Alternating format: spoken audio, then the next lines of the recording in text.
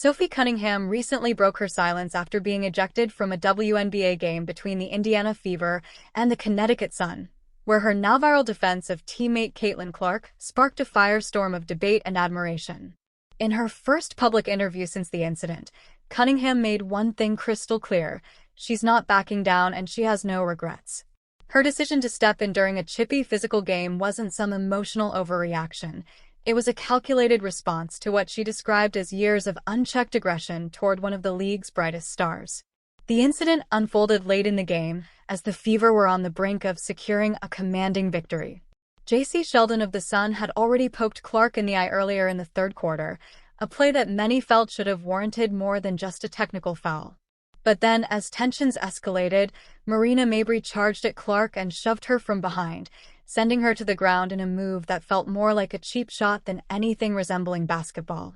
The referees issued some technical fouls, but the general consensus among fans and analysts alike was that their response was insufficient, another chapter in a disturbing pattern where Clark, arguably the face of the WNBA's next generation, is consistently targeted with overly physical play and rarely receives the protection star athletes are typically afforded. With just 46 seconds left on the clock and the Fever's win all but secured, Sheldon broke away on a fast break, attempting to score in what many viewed as an unnecessary stat-padding move. That's when Cunningham made her stand. She wrapped up Sheldon hard, stopping the play and sending a loud and unmissable message. She was immediately ejected, but the crowd erupted, chanting, "Sophie! Sophie!" as she walked off the court. That moment changed everything. Within hours, Cunningham's jersey had sold out. Her social media accounts surged with new followers, gaining hundreds of thousands across TikTok and Instagram. She wasn't just a player anymore. She was Clark's bodyguard, a protective enforcer that fans rallied behind. Cunningham's post-game interview reinforced that image. She didn't offer an apology or try to soften what she'd done. Instead, she explained her actions as the culmination of years of watching Clark, first in college and now in the WNBA, get targeted and bullied while referees turned a blind eye. It was a build-up for a couple of years now of them just not protecting the star player of the WNBA, she said. In other words, this wasn't about one play or one game. It was about a systemic failure, and Cunningham had finally seen enough. She emphasized that she's a team player and that stepping up for a teammate, especially one who's constantly under fire, is part of her identity. Fans loved it.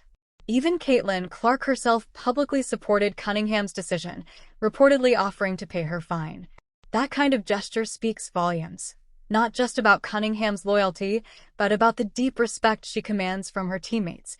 Clark knows the value of having someone in your corner when everyone else seems content to let things slide. And Cunningham's not new to this role.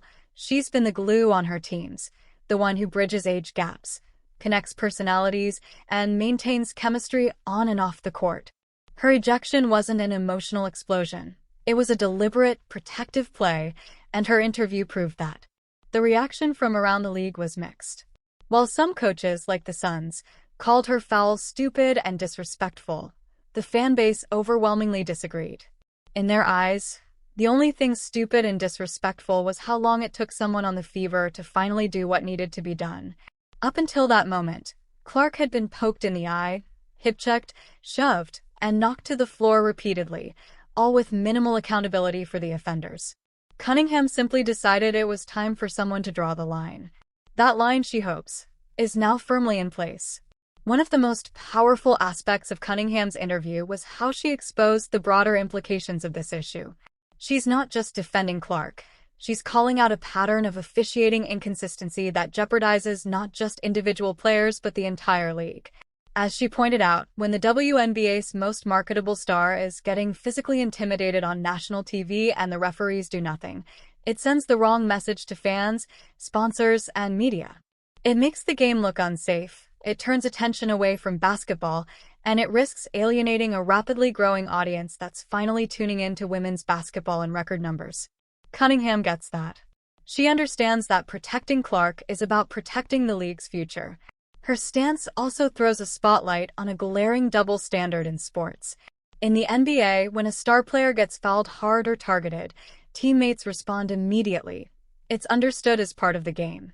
Enforcers like Draymond Green, Udonis Haslem, or even old-school players like Charles Oakley were celebrated for their loyalty.